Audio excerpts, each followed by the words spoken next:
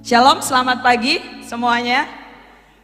Luar biasa. Tadi saya ditanya, dress code-nya putih merah, kok nggak pakai putih merah? Tanya gitu ya. Saya bilang nggak apa-apa, yang penting Garuda di dadaku. Wah, Indomie seleraku. Oke. Hari ini kita ada di tanggal 17. Ya, saya juga mau menyapa yang di online ya, ada berapa ya? Saya kurang tahu nih, belum dapat infonya ya. Bapak Ibu Saudara yang di Zoom, jangan sampai juga miss ya, ketinggalan walaupun saudara ada di rumah. Mari kita bersama-sama hari ini mau merayakan kemerdekaan Indonesia, ulang tahun Indonesia yang ke-78, dan kita mau bersama-sama mendapatkan pesan apa yang Tuhan inginkan bagi kita orang percaya di bangsa ini. Tema firman Tuhan yang saya mau kasih kepada Bapak Ibu Saudara semua adalah sesuai dengan tema kita di bulan ini, yaitu tentang renewal, ya, tentang pembaharuan. Jadi kita diperbarui untuk membangun negeri. Mari kita lihat ayatnya sama-sama dalam Kolose 3 ayat yang ke-10 sampai ke-11. Saya menggunakan FAYH ya, firman Allah yang hidup, terjemahan firman Allah yang hidup. Saya melihat ini lebih apa ya, lebih jelas gitu ya. Jadi maksudnya itu lebih gampang kita mengerti. Mari kita baca sama-sama. 2, 3. Saudara menjalani hidup yang sama sekali baru. Saudara makin banyak belajar tentang kebenaran, serta terus berusaha supaya makin seperti Kristus yang menciptakan hidup baru ini dalam diri saudara. Dalam hidup baru ini, kebangsaan, kesukuan, taraf pendidikan, atau martabat seseorang tidak penting. Hal-hal semacam itu tidak berarti apa-apa. Yang penting ialah apakah orang itu memiliki Kristus atau tidak. Sebab Kristus dapat dimiliki oleh setiap orang. Amin ya. Jadi kita telah mendengar bahwa karya Kristus di dalam kehidupan kita menjadikan kita manusia baru. Amin. Nah, sebagai manusia baru, firman Tuhan berkata bahwa setiap kita akan terus belajar di dalam apa? Kebenaran. Supaya apa kita belajar di dalam kebenaran? Supaya kita semakin serupa Kristus. Supaya kita semakin seperti apa yang Yesus inginkan. Dan Paulus berkata ya, di dalam Kolose ini, dia berkata bahwa orang yang hidupnya di dalam Kristus atau sebagai manusia baru akan memiliki pembaruan di dalam kehidupannya. Dia akan memiliki pandangan-pandangan yang baru, sehingga tadi dikatakan ya, kebangsaan, kesukuan, taraf pendidikan, status sosial tidaklah menjadi penting. Penting banget untuk kita mengerti sebagai manusia baru, bagaimana kita bisa memandang orang lain bukan atas dasar kebangsaannya, bukan atas dasar kesukuannya, bukan atas dasar taraf pendidikannya. Oh, kalau pendidikannya selevel dengan saya mau membangun hubungan dengan orang itu. Oh, kalau pendidikannya nggak selevel sama saya nggak mau membangun hubungan dengan orang itu. Bukan juga status sosial. Oh, saya kalangan sosialita, teman-teman saya sosialita. Saya nggak bergaul dengan bukan orang sosialita. Ya mungkin orang itu sosiologi. Ya. Jadi nggak begitu. Orang yang diperbaharui di dalam Tuhan, orang yang mengenakan manusia baru, dia tidak lagi melihat kebangsaan, kesukuan, taraf pendidikan, status sosial itu menjadi hal yang penting. Tetapi yang paling besar di dalam hati orang tersebut adalah bagaimana dia bisa menyeberangkan Yesus Kristus. Bagaimana dia bisa menyatakan Yesus Kristus kepada semua orang. Kenapa? Karena dikatakan bahwa Yesus Kristus itu bisa dimiliki oleh semua orang. Amin. Yesus Kristus itu bukan milik bangsa tertentu. Yesus Kristus itu bukan milik suku tertentu. Yesus Kristus itu bukan milik golongan tertentu. Kenapa? Karena Yesus Kristus bisa dimiliki oleh semua orang. Jadi mari kita memandang dengan cara yang sama seperti Kristus memandang. Kenapa? Karena selain warga negara kerajaan sorga. Amin. Siapa di sini yang warga negara kerajaan sorga? Amin ya. Selain warga negara kerajaan sorga, suka atau tidak suka, kita juga warga negara Republik Indonesia. Ada di KTP saudara untuk saudara yang sudah 17 tahun. Karena masih ada yang kecil-kecil tadi ya. Dia belum tahu juga ya. Tapi kalau orang tuanya warga negara Republik Indonesia, dia warga negara Republik Indonesia. Ya. Selain warga negara kerajaan surga, kita juga warga negara Republik Indonesia. Dan saya percaya, dan kita semua percaya bahwa kita ada di negara ini bukanlah sebuah kebetulan atau suatu kebetulan. Jadi mari kita bangun sebuah pemikiran yang baru. Pemikiran yang diperbaharui. Pemikiran yang baru adalah pemikiran yang mempersatukan, bukan yang memecah belah. Pemikiran yang baru adalah pemikiran yang memperkecil jurang perbedaan-perbedaan, bukan memperlebar. Ya, jangan lagi kita memperbesar-besar mayoritas dan minoritas. Sekalipun kenyataannya memang demikian. Tapi mari kita tidak memperbesar mayoritas, minoritas. Jangan perbesar. Sebisa mungkin kita memperkecil hal tersebut. Jangan kita memperbesar-besar masalah kesukuan. Sekalipun kita berbeda-beda. Karena memang di Indonesia ini ada bermacam-macam suku. Jadi mustahil saudara ada di sebuah tempat, sebuah daerah, sebuah area, saudara mengharapkan semua orang berasal dari suku yang sama. Mustahil. Kalau dalam komunitas tertentu bisa. Tapi kalau saudara ada dalam suatu daerah, ada dalam suatu lingkungan, ada dalam suatu area, mustahil saudara satu suku aja di situ, mustahil.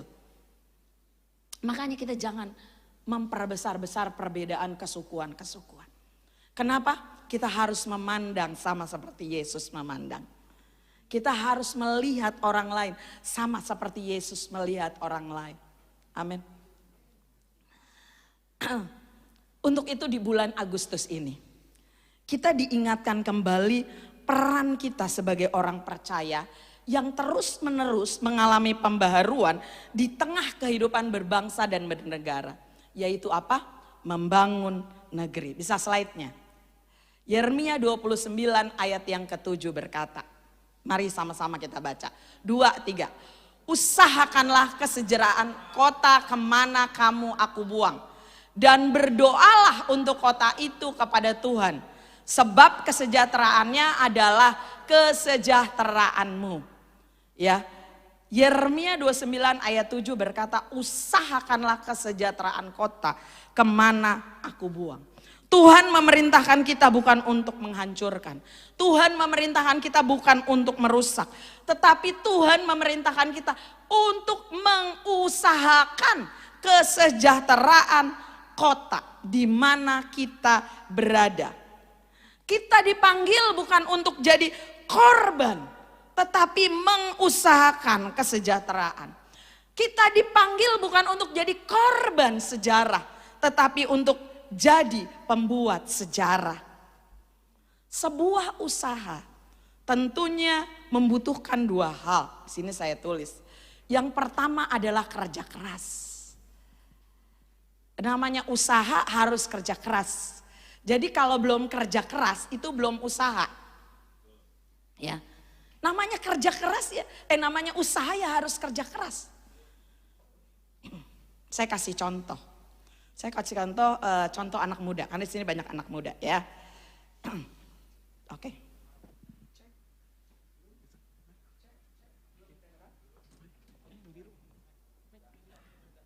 Udah? Oke ya.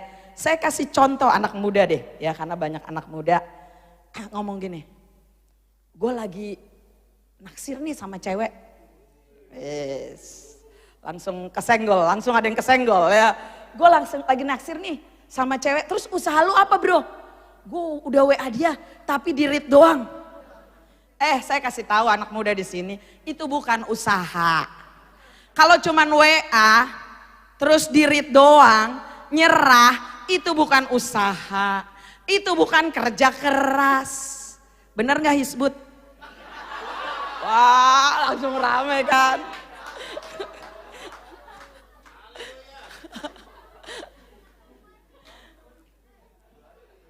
Tadi saya mengharapkan hari ini ada Timi, cuman Timi nggak datang. Ya, kalau tentang kejar mengejar cewek, itu perlu belajar dari Pastor Timi. 2 kali ditolak, yang ketiga baru diterima. Itu baru usaha, bro. Itu baru kerja keras. Kalau cuman WA doang, gue udah WA tapi di read doang, terus nyerah, itu bukan kerja keras.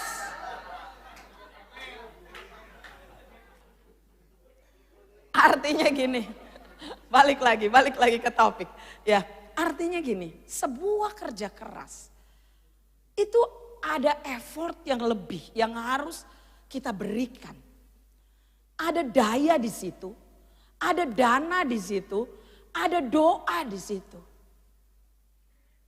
Kita nggak bisa memilih salah satunya. Mungkin kita tidak bisa dana besar, tapi kita bisa dana kecil. Mungkin kita tidak bisa daya besar, tapi kita bisa daya kecil. Tapi semua kita, kalau kita mau mengusahakan, harus kerja keras. Dan semuanya terlibat dalam kehidupan kita. Yang namanya kerja keras itu udah melakukan sesuatu secara maksimal, sepenuh hati, sekuat tenaga, sesuai dengan kemampuan kita.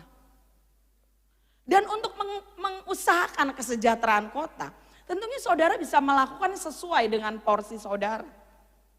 Saudara yang pelajar nggak perlu melakukan mungkin yang orang-orang dewasa lakukan. Ibu-ibu nggak harus melakukan seperti yang bapak-bapak lakukan. Terus kalau ibu-ibu,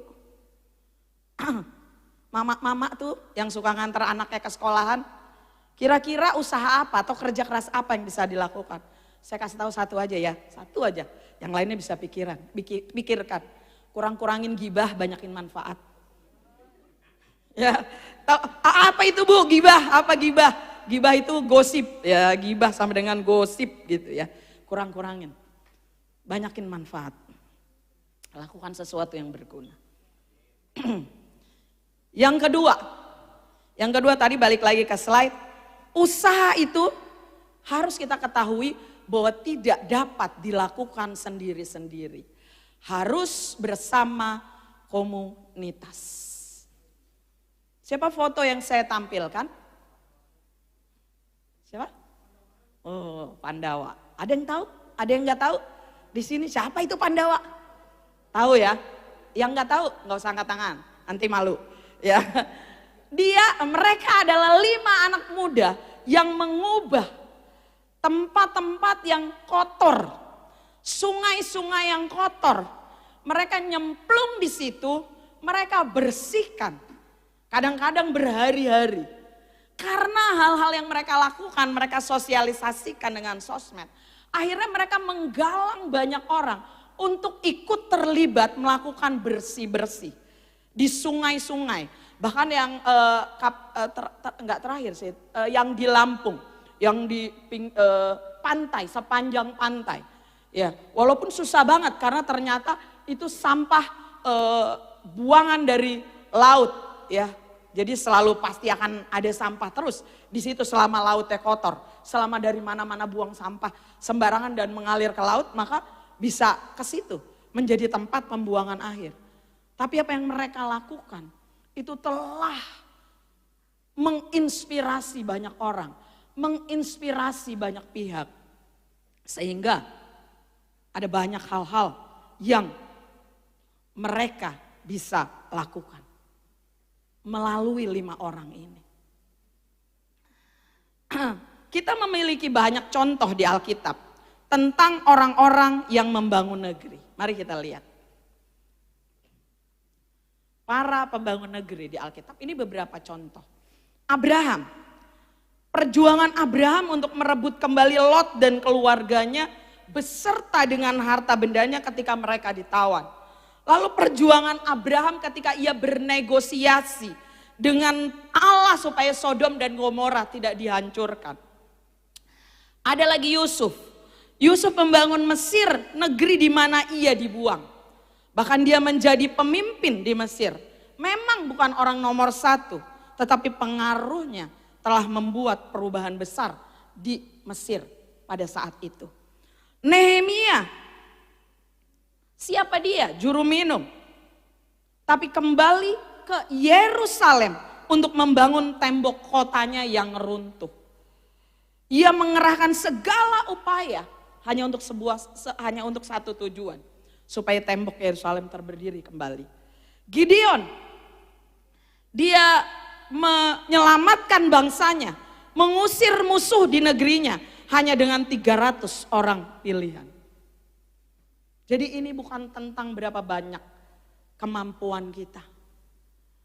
Artinya setiap kita bisa terlibat dalam membangun negeri. Dan tentunya banyak contoh-contoh yang Alkitab tulis tentang orang-orang yang membangun negeri. Saya mau video bisa ditampilkan. Sejak perjuangan Indonesia sampai hari ini, kita juga melihat banyak orang-orang percaya yang terlibat dalam kemerdekaan Indonesia. Silakan.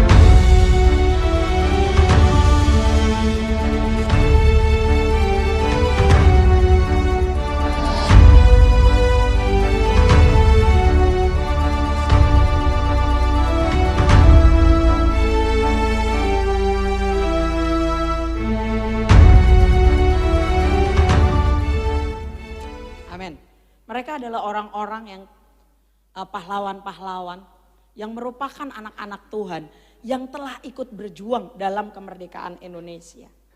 Dan tentunya masih banyak tokoh-tokoh bangsa yang merupakan anak-anak Tuhan yang terus berjuang di era pembangunan sampai hari ini.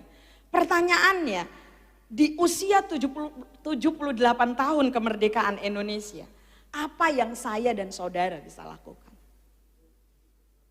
Apa yang saya dan saudara bisa lakukan? Mari kita lihat.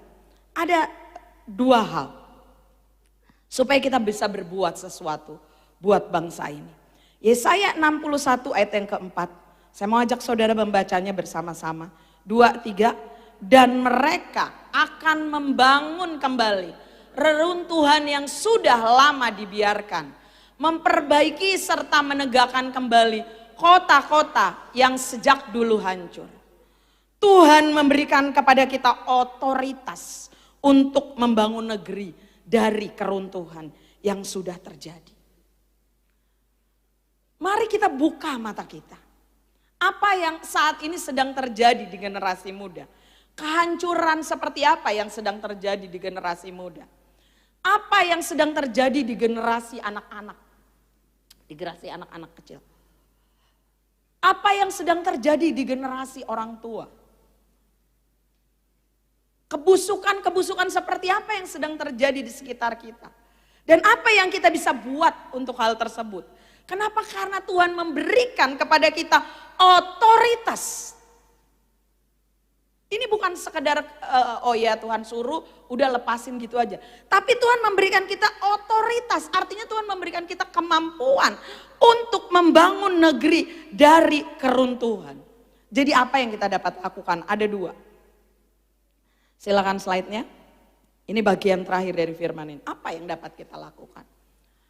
Yesaya berkata, bangkitlah menjadi teranglah. Sebab terangmu datang dan kemuliaan Tuhan terbit atasmu. Sebab sesungguhnya kegelapan menutupi bumi. Dan kekelaman menutupi bangsa-bangsa. Tetapi terang Tuhan terbit atasmu dan kemuliaannya menjadi nyata atasmu. Yang pertama adalah bangkit. Bangkit dari apa? Yesus telah mati bagi dosa-dosa kita supaya kita bisa bangkit dan hidup bagi Dia. Bangkit dari masa lalu, bangkit dari kekecewaan, bangkit dari kemarahan, bangkit dari rasa diri bahwa kita adalah orang yang gagal, bangkit dari keterpurukan. Kenapa? Karena iblis senantiasa meninabobokan kita dengan masalah, dengan dosa supaya kita ada terus menerus di situ dan kita nggak bisa lakukan apa-apa.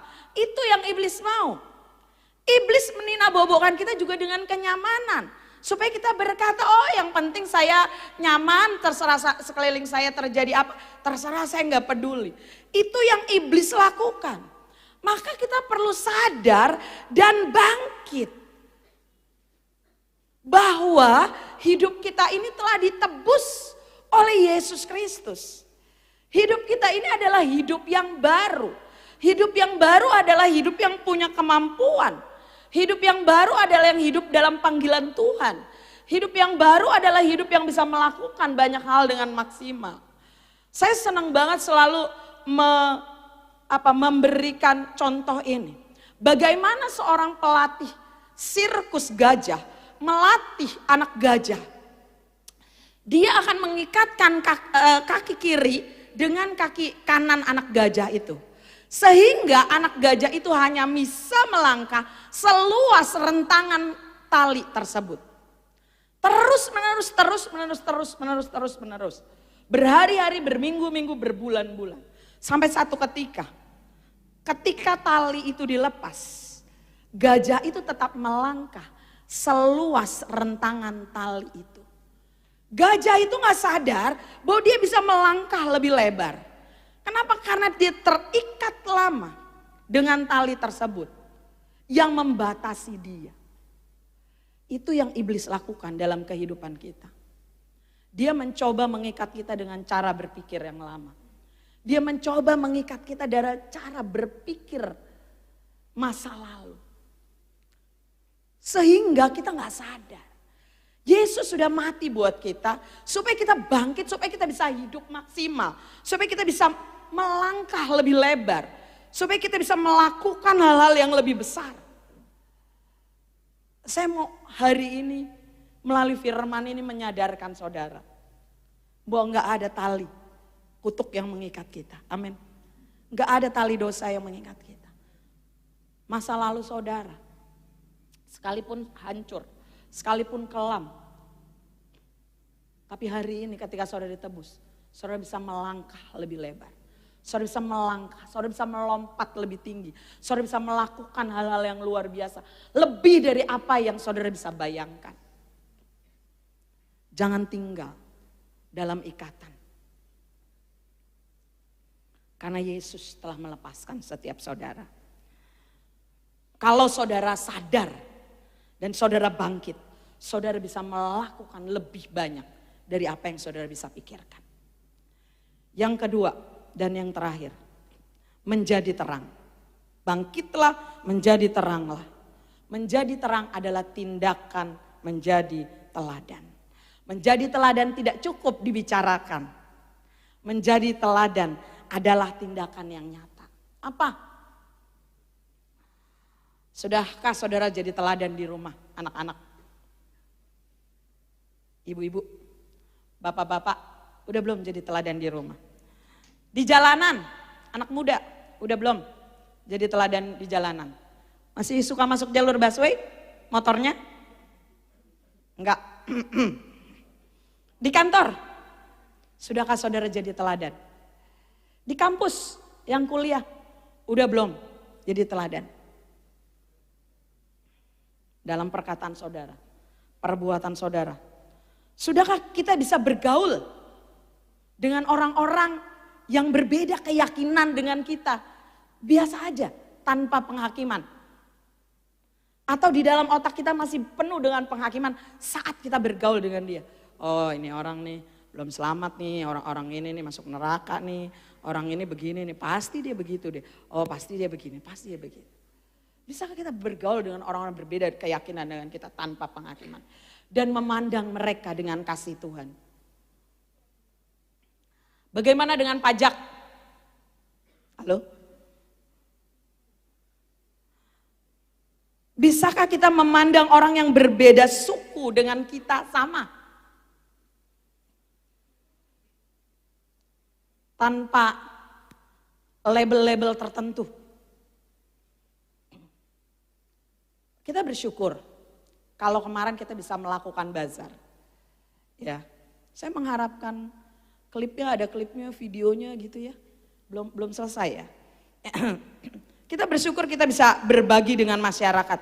Tetapi harus ingat ya, jangan jadikan ini juga sebagai sebagai kebanggaan bahwa kita merasa lebih superior dari masyarakat di sekitar kita. Kita lebih hebat, kita lebih hebat nih, makanya kita ngasih sesuatu. Enggak. Apa yang kita lakukan semata-mata karena kasih Tuhan telah menjamah kita, maka kita pengen melakukan sesuatu bagi orang lain. Jadi pagi hari ini, pesan Tuhan buat kita semua. Kalau kita ingin terlibat dalam membangun negeri, mari bangkit. Tinggalkan hal-hal dosa. Fokus pada hal yang baru yang Tuhan inginkan. Jangan fokus sama dosa. Jangan fokus sama kegagalan masa lalu. Tapi fokus pada hal-hal yang Tuhan inginkan. Fokus pada panggilan Tuhan. Yang kedua, jadilah teladan dalam porsi saudara. Di mana saudara berada. Maka kalau saudara baca di Yesaya 60 ayat 3 dan seterusnya. Ya, kita nggak sempat baca karena ini banyak sekali ayatnya. Tuhan berjanji gini, maka bangsa-bangsa akan datang berduyun-duyun kepada Tuhan dan menyembah Tuhan. Amin. Berapa banyak saudara merindukan orang tua saudara, keluarga saudara, orang-orang di sekitar saudara datang berduyun-duyun kepada Tuhan. Kalau saudara rindu, mari kita bangkit berdiri sama-sama.